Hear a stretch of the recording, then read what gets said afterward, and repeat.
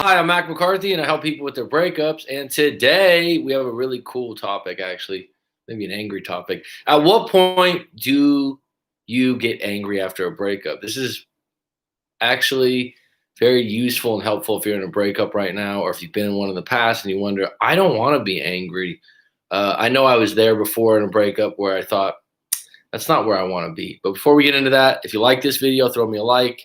If you have some comments below of a time you've been angry or served you during a breakup recovery period, please put in the comments, help other individuals out. New schedule for live streams will be posted on my Instagram, Coach Mac McCarthy. And if you'd like to book a live coaching session, go to writemac.com. I won't make a big deal about the subscribe because you already know how to do that. Isn't that funny on YouTube? People always go, hit the red button to subscribe. I think you know that already. So, like I said, today, at what point do you get angry after a breakup? At what point? This is a really good question. Because there's stages, there's different things to this, and I could probably break it down. I could look up some psychology of recovery from a loss, and there would be a stages that are in a textbook and whatnot. But let's just say you're in a breakup or you've been in a breakup. At what point do you stop licking your wounds, possibly feeling sorry for yourself, blaming the other person? Because I would say when you blame someone else, that's not necessarily being angry. That's you being a victim, or you being bitter. Bitter would be something different, where you're saying, like, I can't believe they just rode off into the sunset and they're doing just fine and they didn't even think about me. Angry is a little different, isn't it?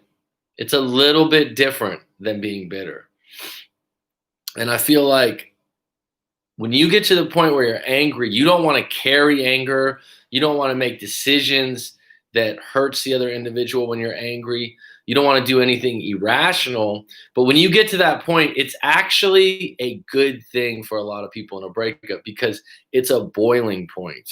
And what I mean by that is you've come to a point where you're like, I'm tired of this.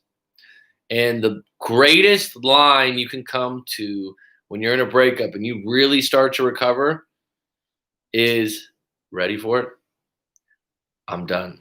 I've heard people say this again and again and again. When they turn the corner or when they're done with a relationship, they go, I was just done. And so someone might say, how do I get to that point? Sometimes it takes getting fed up because you start to realize, like, you know what? This isn't working for me. This is a dog chasing its tail. This is a situation that's not getting better. It's getting worse, or it's getting stagnant. And I'm sick of it. I'm sick of feeling sorry for myself. I'm sick of telling all my friends and family about it. I'm going to make some moves. I'm going to do some things. I might hire a breakup coach and tell my story like myself, and on and on and on. You start to get in a solution-based mode and you get a little angry. And you could get angry about the breakup. You could get angry about where you're at in life. But where I want to go with this is you don't want to necessarily channel that anger into a victimhood state where you're blaming other people. Your anger should come with a purpose of, I don't want to be doing the same thing over and over again. I don't want to be left wishing, hoping, and waiting for someone that we were broken up with, that I was broken up with months ago, years ago. And now I'm starting to get angry at the fact that I've just wasted this time. I've been weak during this time. And now I want to get up off the mat and go on offense and revisit my life as an individual. And it's a transition period. But like I said, a lot of times it's led with anger. So we got 3 on deck. If you like this topic, please let me know. So I wrote some things out for this one. There's a thin line between love and hate. I know it's a cliche statement. I know it's been said many times, but the thin line between love and hate, right? And I've recently noticed over the last year, I've had numerous coaching sessions with clients unpacking their breakup stories and their breakups and going into that. And one statement's come up a few different times, and it's really interesting. They go, I don't want to hate her. I don't want to hate him. And I don't think hate's good towards anyone. Hate's an extreme feeling. It's the opposite of love, and it doesn't serve you in a whole lot of ways. And I wouldn't relate hate to being angry. I would say that those are two different feelings. Hate's a bit deeper, and anger can serve you. Hate is something that you put in place for different reasons. And when someone tells me I don't want to hate this person, what they're saying is, I love them. I hate this situation. I hate that I can't have them back. I hate that we're broken up, but I can't hate them because I love them. Now, another client of mine that reads a lot and has an interesting perspective on things was saying that he had an ex say that she hated him. And he said, in order for someone to hate you, they have to love you. And he had this whole spiel about it. And I thought for a minute, because I like to listen to people's feelings about things if they can explain them in a different way than I might be looking at it. And he basically said that love and hate are associated, kind of like hot and cold. It's the yin and the yang. But in order for someone to hate someone, they have to love someone first. I don't know if that's true. I would say maybe the extreme hate. But I would say that when you have this question, if you're going right now and you have a situation where like, I don't want to hate them, take a step back. The reason why you're saying that is that you don't hate them, you love them, or you care deeply about them. You really hate the situation. You hate the results of the breakup. And if that's the case, you should go no contact. You should go all in on being single and an individual if you're getting to that point, because that means you're still entangled with an individual that is doing things that aren't lined up with you, that aren't congruent. And this is what's forming that. And so when someone gets to the point where they have this idea of hating someone, which I haven't had in a breakup, I've been hurt, I've been upset, I've been angry, I've been bitter. Hate? No. I just haven't had it. And I find myself hating much. But getting back to the idea of getting angry, what does anger do? It's a step in your recovery. You're fed up feeling this way. You're tired. Okay, a lot of times people will say when they start to turn the corner, I'm fed up, I'm done, I'm tired. I'd say being angry at the results and what's become of you two as a couple is healthy. Let me say that again. I'd say being angry at the results of what's become of you two as a couple is healthy. It's frustration. And the number one thing that people do in a breakup is they go, I see the world like this. This is how it should be. I don't understand why they don't see the world the way I do. They're wrong. I'm right. They don't think to themselves, maybe this person has a different set of life experiences and they look at the world differently, and that's okay. No, usually it's I can't believe they're doing this. This is crazy. Why would anyone else think this way? It's almost like if someone said 2 + 2 and everyone in the world goes 4. That's a very unique thing in the world called math. And math, from what I understand, has absolutes. Every culture, every human being on earth that learns math would say 2 + 2 is 4 that's learned anything, right? So that's one of those things that's not debatable. Most other things in the world are opinion-based.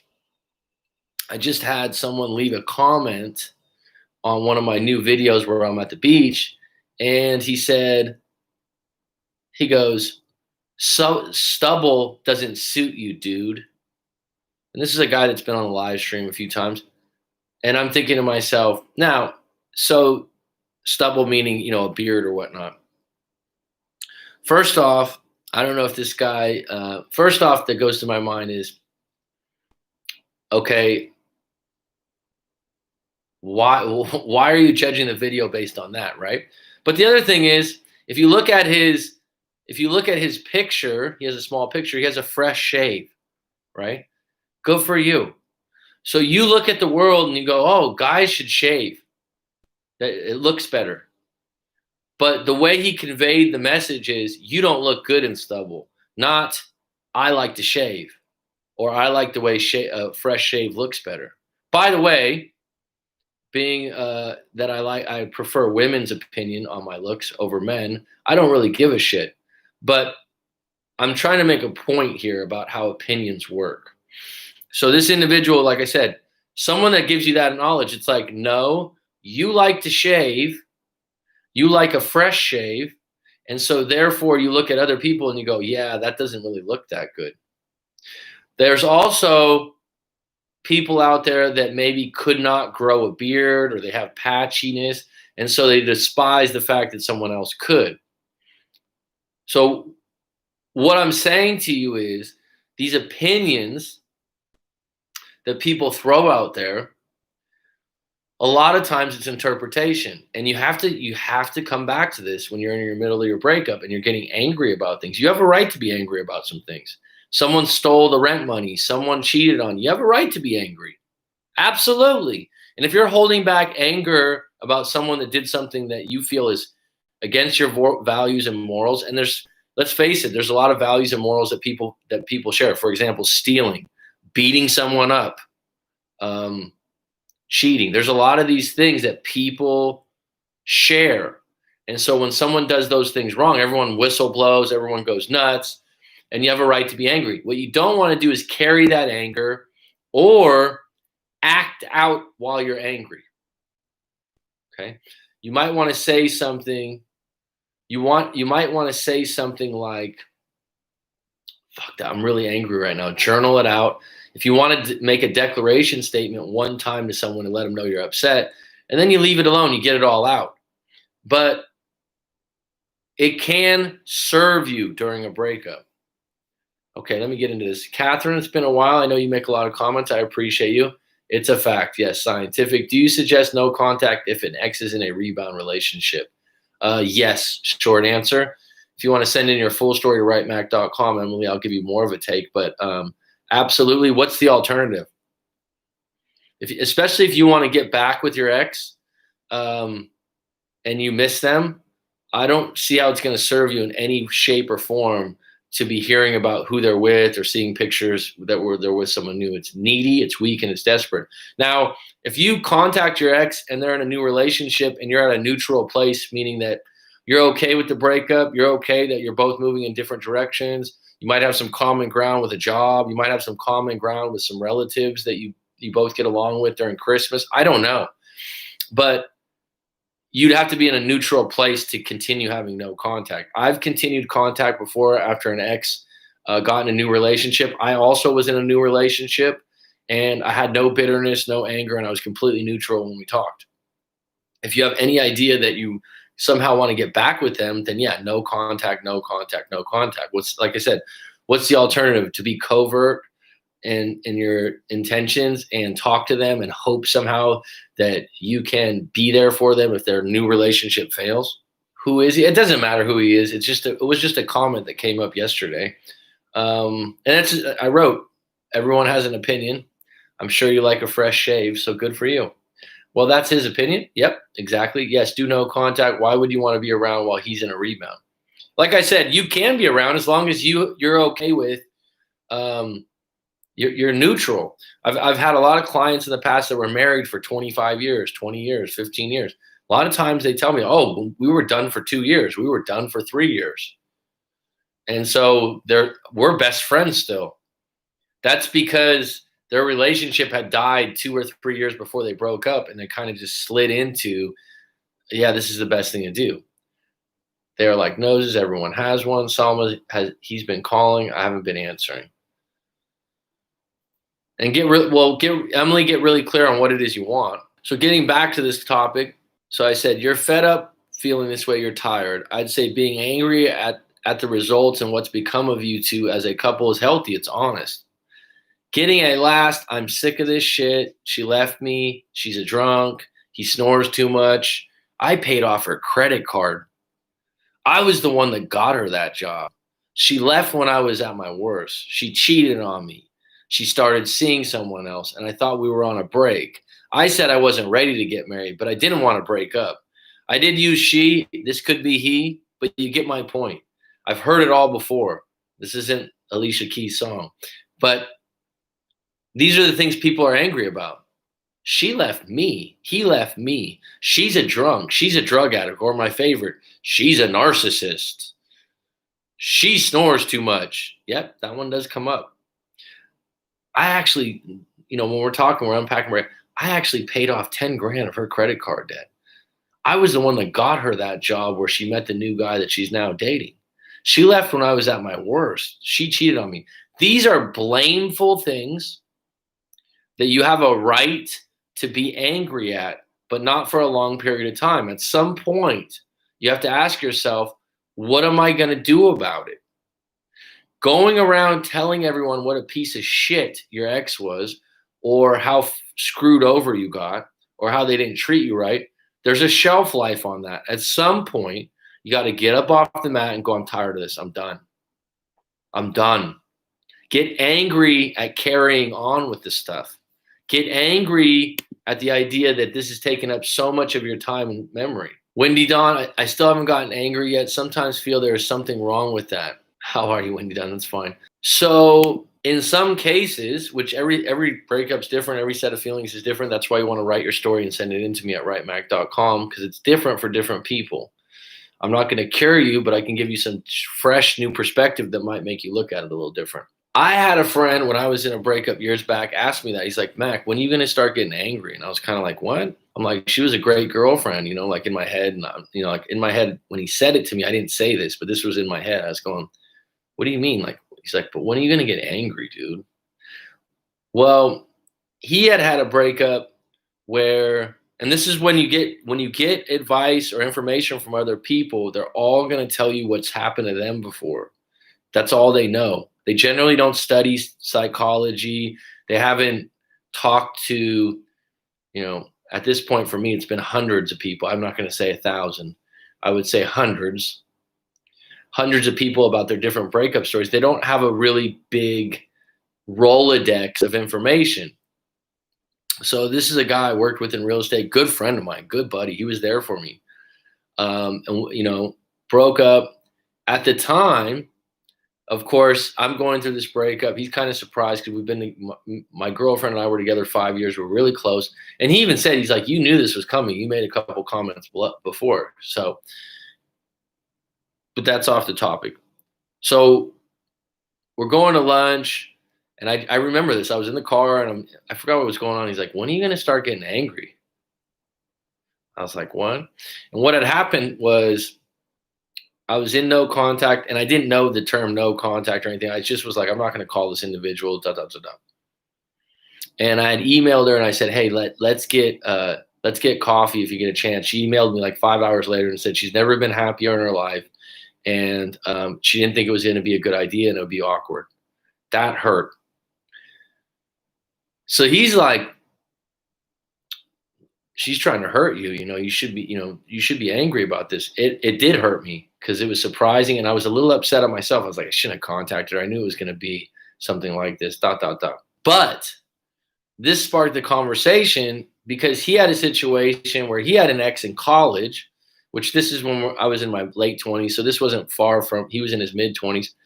And his breakup was, love of his life in college. I think he went to school in Santa Barbara, big time party school. And he caught her cheating, like red-handed. Okay. So it was blatant. They had been together like a year and a half. It wasn't like, oh, I think she is. He either caught her or she confessed. It was blatant. So he immediately went into, we're done. And at the time, he's like 23, 24. He worked at a gym. So he was in like a great shape. He was in an atmosphere and an environment in a university in Southern California where there's plenty of other women. And so he hit the ground running. And he said he was angry at first, right? Because he got cheated on. It's like spat in the face. And his girlfriend, I think like within 2 or 3 months, came running back to him, begged him back into her arms. So he had a playbook that basically was like this: go to the gym, get angry, start dating other women, and let her run into you. Let her run into you with other guys, and don't give a fuck, and get angry about it. Well, he had a reason to get angry. She cheated on him blatantly. That was cut and dry. But he was also in an environment, in a place where he could get back on the horse really quick. I was at a different place, in a different environment, in a different zone in my life, and my relationship was different. We were together 5 years. We lived together. We weren't in college. It was a little deeper than that, at least in my mind. So me getting angry, I wasn't there yet. I didn't really have a reason to get angry. I was actually worried about her in some ways. And I was concerned for a variety of reasons. It wasn't until I got some information, which I've talked about in a video before, that's actually a popular video on the channel. I don't remember the title of the video on my channel, but I'll tell the story again today because it's probably the time that I got angry. It was a turning point in my breakup, and I got pissed. I got really pissed, and it was post-breakup. So, Wendy Dawn, when you're saying that you're not angry, probably that individual didn't do something to make you angry. The feelings just aren't there, and those are breakups that things just dissipate because you grow in different directions. And you probably were together for a long period of time, and the relationship's probably been dead for a long period of time. Am I correct? So getting back to this, my turning point, as I mentioned earlier, this is what a lot of people do. She left me. She's a drunk. He snores too much. I paid her credit card off. I was the one that got him the job. She left when I was at my worst. She cheated on me. These are all things you get angry about. She started seeing someone else. I thought we were on a break. I said I wasn't ready to get married. The list goes on. You're upset. You're hurt. You could be a victim. You could be angry. The list goes on. At what point do you want to stand on a soapbox and tell everyone you know how screwed over you got? You're going to get sick of it, right? Some people don't. Or they want to make sure everyone else knows what a jerk they are, right? For me, it was a moment, a turning point. For me, it was a turning point because I was one of these people, and I'll tell you, full disclosure, mine was, she's a drunk. I didn't say it to everyone, and mine was also, I didn't say she's a drunk. I was worried about her. I was like, God, she's drinking too much and going out. But also it was, they leave you when you're down at your worst, which is a dramatic line, to be honest. So I had a turning point where basically, I've told this story before, like I said, but I came across some information by accident that was like, okay, I'm done. You know when people look for closure? Got it. Does anyone know which story I'm going to go with, or do you guys not know? As you watched my channel before. Yes, 15 years and dead for about the last so I was correct, right? I've been doing this a while, and I had so much to be angry about, but I'm actually scared to allow myself to get angry. Well, why don't you write out all your angry stuff? Brandon Wallace, the email. Yep, that was it, Brandon Wallace. Do I spare you the story? Maybe I'll cut the story short. But yes, that was the turning point. And for people that didn't hear this story before, which I told in a video, basically what happened was I was coming back from a 2-day cruise with my sister I was still in the mourning stages of a breakup. My sister throws me an olive branch and says, hey, one of my friends backed out of this cruise, which I'd never been on one, out of Long Beach. It was like a 2-day cruise to Mexico. I go on the cruise. The whole time I'm like, fuck, I should have done this with my ex before. God, I miss her so much. The other 2 women that were there with my sister, it was just a mess a little bit. I did my best to have a good time. On the car ride home, I'm by myself, and I'm thinking, God, give me a sign. Give me a sign. I yelled out in the car.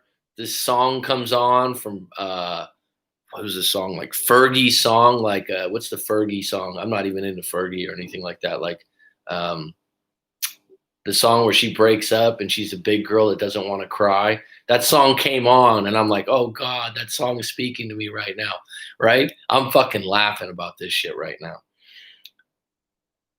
And yeah, I got to my sister's house, I think within a day or 2 of that trip, and I got on the computer. The computer used to be mine in college. I had given it to my niece and nephew to use, some Dell computer. Turn on the computer. This is just within 24 hours of me asking God for a sign that we're done. I get on the computer and her email's logged into the Gmail. Open it up. She's been seeing some married guy at work. Blatantly. Along with another guy that was sending messages like, I miss you so much, this, that, and the other. And this was like 3 to 5 months after we broke up. So there was no like evidence that it was going on when we were together. But it was pretty blatant. And the ironic thing to the whole thing was she was religious about erasing emails that were useless. And so the fact that these emails were all left up was just amazing evidence of what was going on. And this got me angry, upset, hot. I went out for an immediate set of sprints in the front yard. And looking back, that was probably the beginning of me getting angry, getting up off the mat and going, fuck this. And it wasn't like I was just angry at her. I was like, you know what? I'm done. Like, it was like getting smacked in the mouth. It's like, if you ever gotten in a situation where someone got really upset with you, and then later on you're like, yeah, they were right, actually. A lot of times when someone that cares about you or you respect confronts you or something happens, it's for a reason. And this shit happened for a reason. Smacked me in the mouth. It got me angry. It got me upset, but I didn't act on it. I didn't call her up. I didn't do anything dirty. I didn't send emails to other people or anything like that. I got myself off the mat and I'm like, I'm done. And that was the beginning of the real recovery of moving forward and moving on. And I did it in the right way. The anger needs to be let out and let go of, not carried. So if you need to write it out in a journal, or you need to tell your friend about it, it's fine. But you don't want to carry it around like a sack of shit. It can be neutralized. I like this idea of neutralizing things rather than making them positive. Okay? This is a situation. I'm not going to be excited that my ex-girlfriend's been hooking up with a guy at the office that's married, and I have stout evidence of it. But in my head, how can I neutralize it? Well, you know what? The one positive, I'm done. This is a character issue that I'm not going to go back on. Doesn't mean I have to be excited about it. Then it's time after a final anger session. I've had enough. These are the statements that you're done with the anger and it served you. These are the statements. I've had enough. I'm done. I'm moving forward. I don't want to get back together. I'm moving forward. I've got something compelling pulling at my soul. This is big. When you get to the point where you're like, and you could say it out loud, you could say it to your friends, I'm done. I'm moving forward. I'm just done with it. I've had enough. When you hear that statement, that is an identity statement by an individual, and it usually means the beginning of the real singlehood. Now, the other part I wrote, I'm moving forward and I got something compelling pulling on my soul. That's the second part of this. Where when you do start to move forward, when you're done and you start from ground zero, real ground zero, it's time to take inventory of your life and go, where have I been neglecting my goals, my dreams, my hopes, my desires, my wishes, because I'm caught up in this fucking breakup spider web of entanglements. And now that I've broken through, what is it I've always wanted to do? What is it that, what is it that she or he does not control my destiny? What is a compelling thing that I've been knocking on my door and my soul? I want to be an artist. I want to be a singer. I don't know. Maybe it's not possible right away, but what would be really, really compelling and exciting to look forward to in your future? Now think about this statement for a minute. And I wrote this before I came on. I'm moving forward. I've got something compelling pulling at my soul. Something compelling that's for me as an individual. Something to figure out. A puzzle where I have the pieces. I just have to sit down and focus to put the puzzle together. It might take days or weeks or months to put this puzzle together, but I've got all the pieces. My breakup is a puzzle where pieces are missing, and I'll never recover those pieces. She's got them. He's got them. I've got some, but we are no longer a team, so fuck that puzzle. I'm throwing the pieces I have left out. My next puzzle only needs me. Think about that for a minute. And ask if you want me to repeat that one. It's compelling. You get to a point where you're like, because what really eats people up is the idea that they're going to find the puzzle pieces. They're going to fix the other person. They're going to fix themselves. They're going to fix the problems. They're going to overcome this. There's a chance. There's a wish. There's a hope. How about just scrapping the whole thing and going, let me put my time and energy into something else. And if your time and energy is to get another partner of higher or equal value, you can do that. If your time and energy is to get a better job that fulfills your life better and makes more money to help out your family, you can do that. You want me to repeat that one more time, Cherie? At the turning point, the anger needs to be let out and let go of, not carried. It can be neutralized. Then it's time for a final anger session. Okay, I've had enough. I'm done. I'm moving forward. I don't want to get back together. These are the kind of statements. Once you make these statements regularly, you'll start moving forward as an individual. It's the ground zero of singlehood. I'm moving forward. I've got something compelling pulling at my soul. Something compelling as an individual. Something to figure out. A puzzle where I have the pieces. I just have to sit down and focus to put the puzzle together. It might take days or weeks or months to put the puzzle together, but I've got all the pieces. My breakup is a puzzle where pieces are missing, and I'll never recover those pieces. She's got them, he's got them, I've got some, but we're no longer a team, so fuck that puzzle. I'm throwing the pieces I have left out. My next puzzle needs only me. And when you get to that point and you start going, finish line. Finish line is me being an artist, living in Hawaii, and learning how to play piano.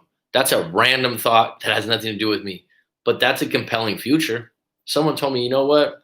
This is what my goal is over the next couple of years. I'm going to move to Hawaii. I'm going to do my art. I'm going to learn piano. And someone might go, where the hell are they going to get the money? I don't know. Figure it out. Figure it out. But get a finish line that sounds compelling and interesting, that you think like, this is what have you always wanted to do? Let me just take a pulse. We got 11 on deck. We got 3 likes. Let's get serious about your future puzzle. And I'm going to be honest with you. It's 11:30 here right now. I got to go in about 15 minutes. So I got 15 minutes to hear what compelling puzzle or finish line you can create in your life. Something you've always, always, always wanted to do. Can you drop it for me, Catherine? Cherie? Is that French? Cherie. My grandmother is French. I'm just curious. Cherie? Keisha? Salma? Brandon Wallace? Rob? Does anyone have something they can drop on me? Petty Betty? I've talked about it already. It's nauseating for some people, but I would say moving to Thailand, living on an exotic beach, which now I'm showing in the videos, being a teacher at a university level. Those were all on my list. Here's the crazy thing. It didn't happen in a day. I didn't get all those things that I wanted right away. Live in Bali for 2 months and finish my book. What's the book about? Get more specific. I think I haven't been to Bali, but people that go there say it's incredible. If you like Bali, consider Phuket, where I live. I've had people tell me that they like Phuket better.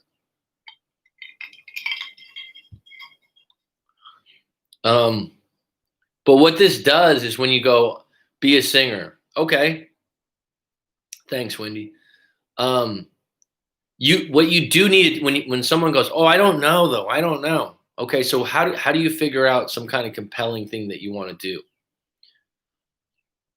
Take time alone. And now this is counterintuitive to a lot of people. This is something I did during my breakup is counterintuitive to who I am because I'm a social person. Take time alone.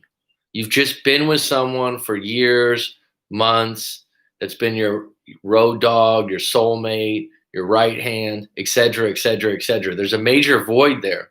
Instead of trying to replace that, embrace yourself for a little while. And this isn't one of those cheesy, like, oh, love yourself, love yourself.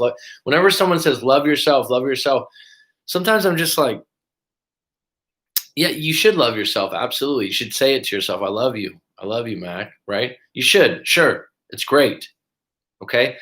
It's vague and it's general. How are you going to get a place? How do you get to a place where you love yourself more? That's the question. It's not that a lot of times people are like, oh, love yourself. How do you do that? How do you love yourself more? Does anyone know? How do you love yourself more? If you're in a situation where you got low self-esteem or your confidence is down or you're low in your relationship, how are you supposed to not be angry when someone you love for years doesn't care whether you're dead or alive for no justifiable reason? Did your ex actually say those words, or is that your interpretation? Did your ex actually say, I don't care if you're dead or alive, specifically? Or did you come up with that? Spend time feeling your feelings. Stay away from toxic people. How do you love yourself more?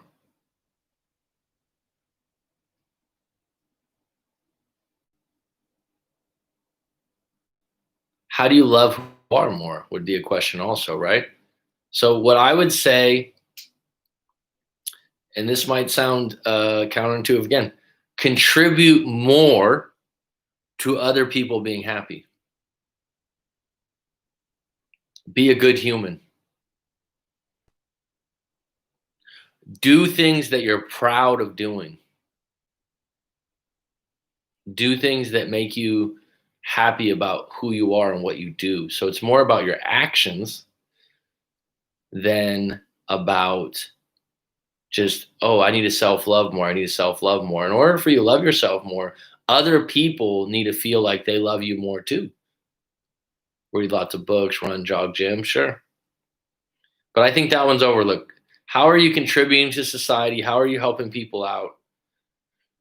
No, she didn't say these words, but I was almost killed from a bomb that went off in Lebanon last month, and she didn't even bother checking in. For all she knows, I could be dead now. Did she know that you were in that place, Dark Knight? Did she know you were at that area? Well, I'm saying you put that interpretation on there. You're assuming that she knows that you're in that place or you're nearby that bomb place and that she just doesn't care. I don't think that she just doesn't care. I'm not saying in any breakup that you don't have a right to be angry. I would never say that. Yes, she knows I spent 6 months there. So the idea that she doesn't care might not be true. And I'm just playing devil's advocate here. She might be scared to call you because she has no idea when I'm there. Yes, she knows I spent 6 months there. So right now I'm a little confused how she would be sure that you were there. Okay. The idea that she doesn't care if you're dead or alive is an extremely dramatic interpretation to take when you don't even know if that's truly how she feels. Uh, the flip side of that is you're broken up. You've been broken up for a little while. I travel irregularly during the year. Okay, so that's the fact that you travel irregularly during the year. It's not, now that you're broken up, she's not going to be keeping track of where you are and what you're doing. But overall, spend 6 months there. She's not going to be keeping track of what you've been doing like she used to. And there could be a few different reasons for this, and who knows what they are. But it isn't one of those where she's like, oh, I don't care if he lives or dies. It could be this. It could be, oh, I think Dark Knight might be near that bomb. I'm worried about him. But if I call him, maybe he'll think I want to get back together. Second one, oh, I think Dark Knight might have been near that bomb, but I'm not sure. I don't want to call him and bother him. Number three, oh, I think Dark Knight might have been near that bomb. I wanted to just see if he's okay. But last time we talked, he seemed really angry with me about the breakup, and I don't want him to think I don't want to get in an argument with him. So if the last time you guys talked, you were kind of bitter, upset, or angry, that's another thing. When you end a breakup, the person doesn't want to revisit talking to you if there were ill feelings. So there could be a variety of things there. Petty Betty's going to tell you something. She knows from experience. She had a situation with an ex that's pretty deep, actually. We're gonna have to unpack that at some point, Petty, on a live stream. Some people think their stories of the breakups are, and this isn't towards you, Dark Knight, because I know your situation. This isn't directed towards you, just to be clear. Um, hearing everyone's story, sometimes people think their stories are so tough, so bad. I'll tell you what. There was a guy that I talked to yesterday. I'm getting chills thinking about it. Someone, oh, I think I had a rough month or I had a rough go. There's some there, when you think of people out there that have it worse, try about 10 times worse. What people have overcome in their lives. It's amazing. It's absolutely amazing. Sherry, what's the book about? I learned to love myself more, being honest about what I really wanted.